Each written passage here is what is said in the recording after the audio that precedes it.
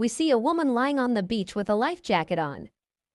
The young woman's name is Jenn. She was unconscious, and when she regains consciousness, she notices that Brad, her friend, is unconscious. She runs to him and upon turning him over, sees a piece of coral embedded in his stomach. Barely alive, Jenn, terrified, screams for help, but there's no response. She takes off her backpack and life vest and then drags Brad further away from the water. Jenn then removes the coral from her friend's belly and uses her scarf to press against the wound. She then ventures into the nearby woods, finds a coconut, opens it with a rock, and hurriedly returns to Brad, pouring the coconut water into his mouth, only to find that he has already died. Holding his face, she calls for him, but her friend is gone, leaving her devastated. The island where Jenn and Brad are stranded has a small strip of beach surrounded by dense forest. Jenn, in grief, walks around the island, completing a circle and returning to Brad's body.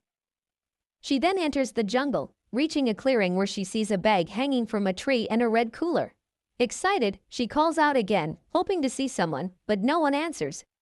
Jenn examines the bag's contents and, seeing a medicine with a date of 1994, realizes that whoever was there before her was long ago.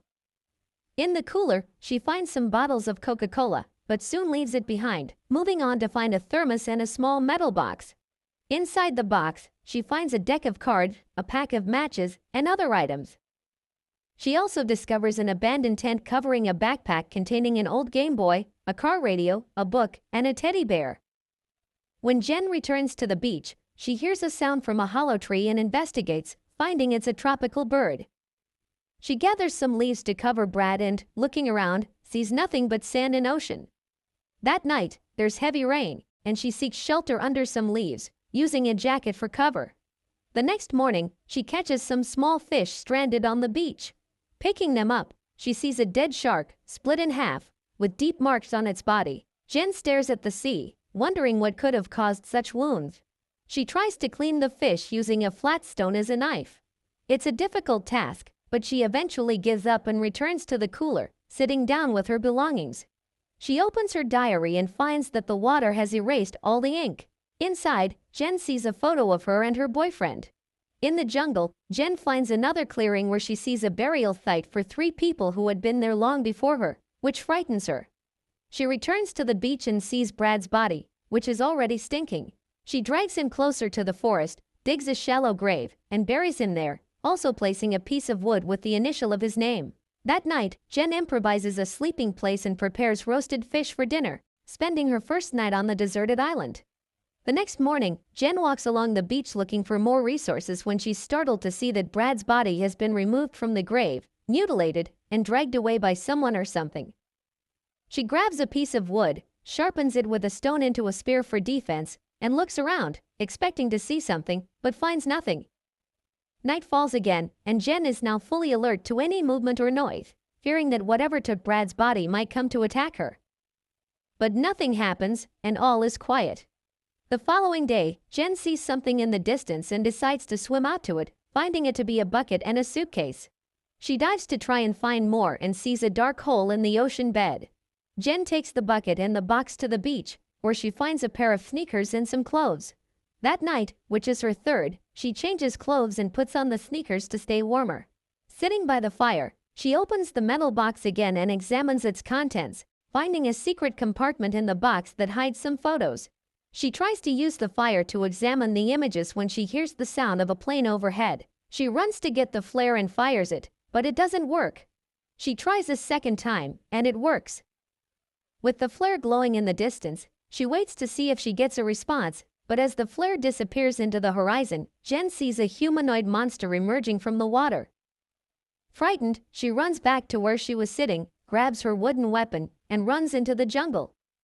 She finds a place to hide, listening to rustling leaves and approaching footsteps.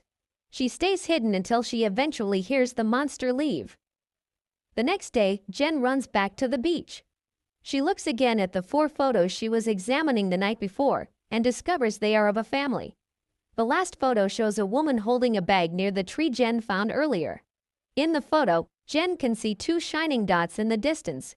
She contemplates what to do, empties the suitcase, puts her and Brad's life jackets inside, and tries to use it as a raft. She takes this makeshift raft to the ocean and tries to get on it, But despite several attempts, the suitcase raft can't support her weight. So, she throws the life jackets and the suitcase back to the beach. That night, Jenn uses the hollow tree as her sleeping place, keeping her weapon close in case the monster returns.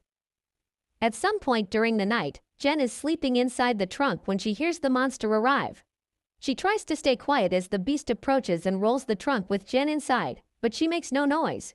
Luckily, the terror doesn't last long, and it ends with the thing going away. The next morning, a frightened Jenn comes out of the trunk and manages to catch a small shark using some little fish as bait. She then uses the shark as bait for the monster. That night, which is already the 5th, while hiding in a place where the hanging shark is within her line of sight, she watches, hoping the monster will just take the shark and go away without wanting to go after her. Jenn closes her eyes for a short time at some point, and when she opens them, the shark has already disappeared. The next morning, Jenn examines the worn ropes and, while sharpening her weapon, sees something in the distance. It's a body floating in the water. She goes up to the body and discovers it's a man cut in half with a mutilated face. Jenn then hangs the body in the same way she did with the shark. On the 6th night, Jenn is sitting in her hiding place, watching the monster knock down the body and take it to the ocean. She hears the sound of an airplane engine but is still contemplating what to do when she sees the monster's feet nearby. But she manages to stay quiet until the monster moves away. The next morning, Jenn prepares a tarp to improvise a high net in the trees, believing that she will be able to rest without being seen by the creature. Later that 7th night, the weather seems to turn, and it thunders a lot. She hears the monster nearby and looks for it, where during a lightning flash, she sees the creature, which unfortunately also sees her there. She quickly lies down in the net, and when the monster approaches, she almost hyperventilates. The monster pulls the net, and Jenn falls to the ground but manages to escape the beast.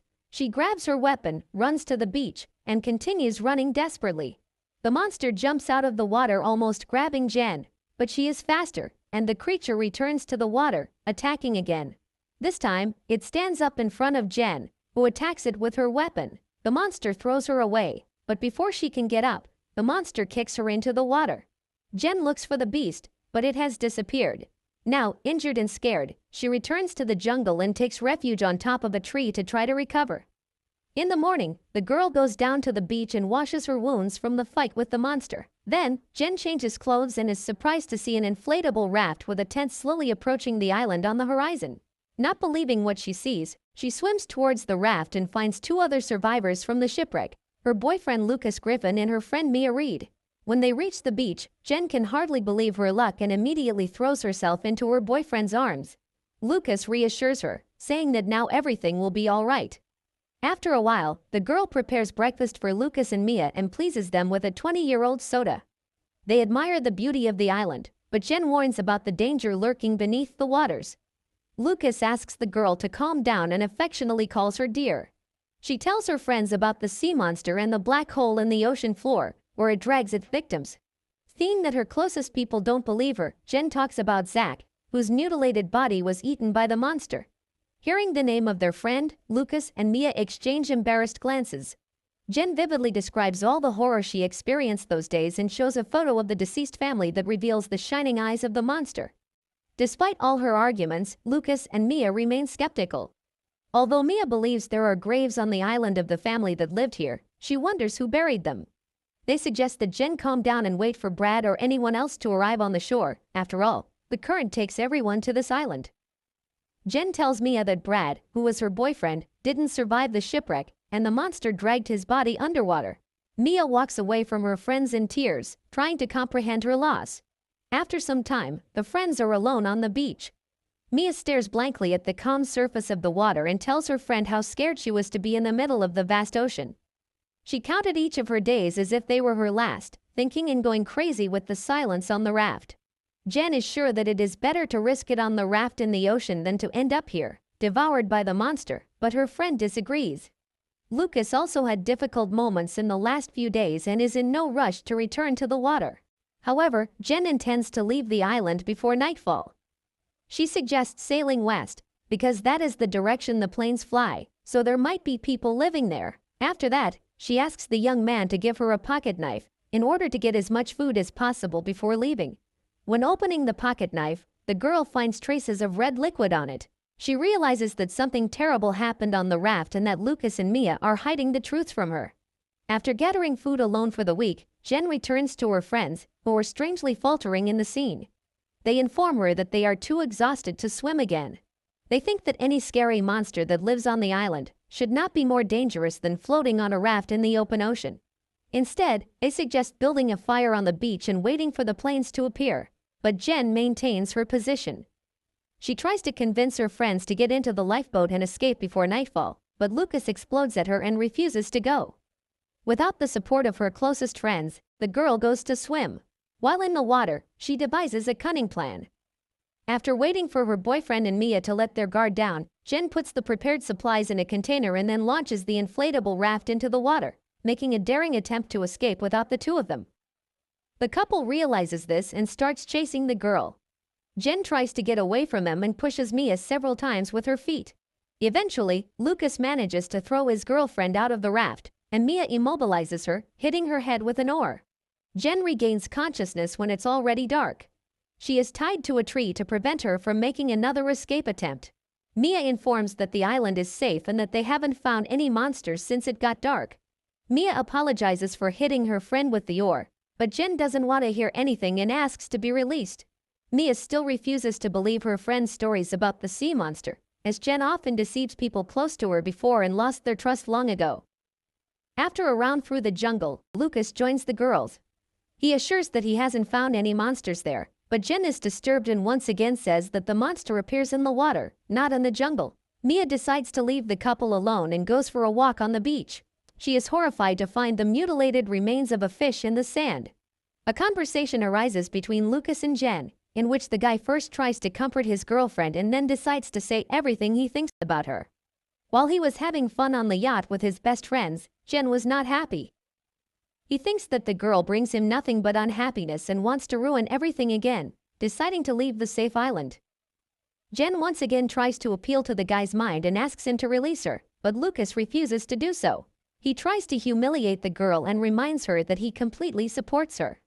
The guy is convinced that even if she manages to leave the island alone without his help, she will become helpless and useless to everyone.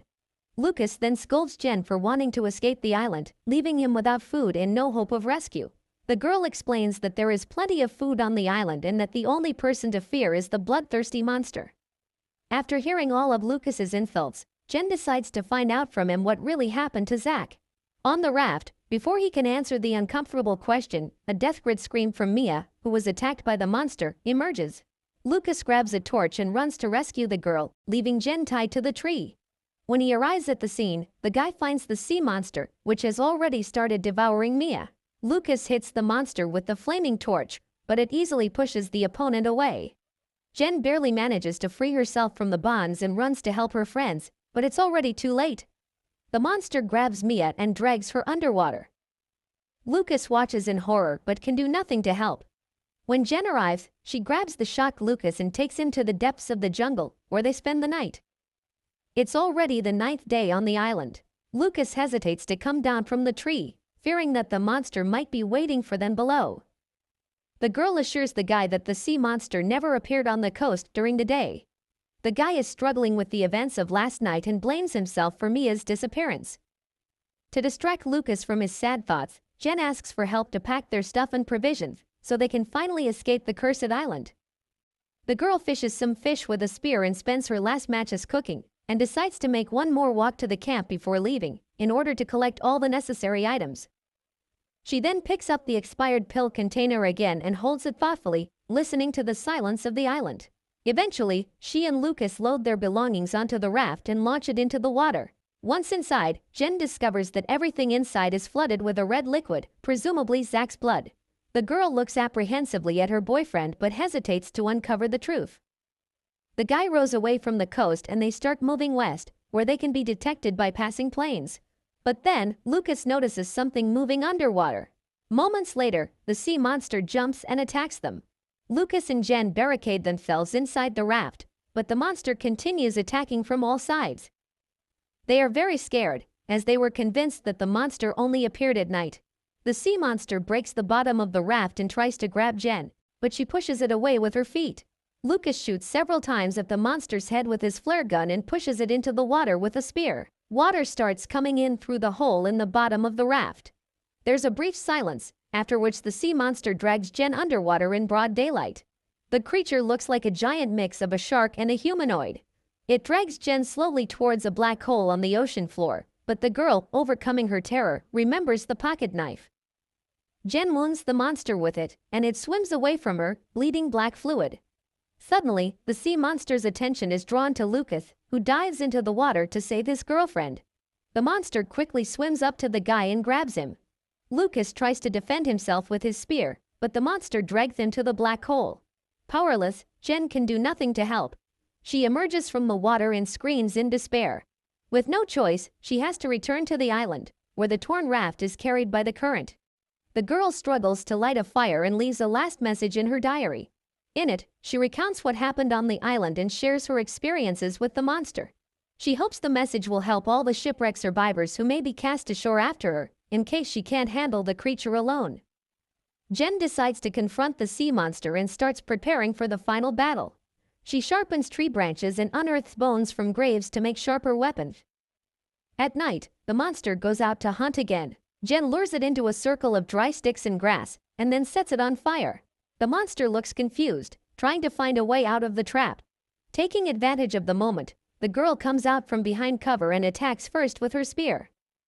She grabs more sharp sticks and tries to attack the monster again, but it throws her away.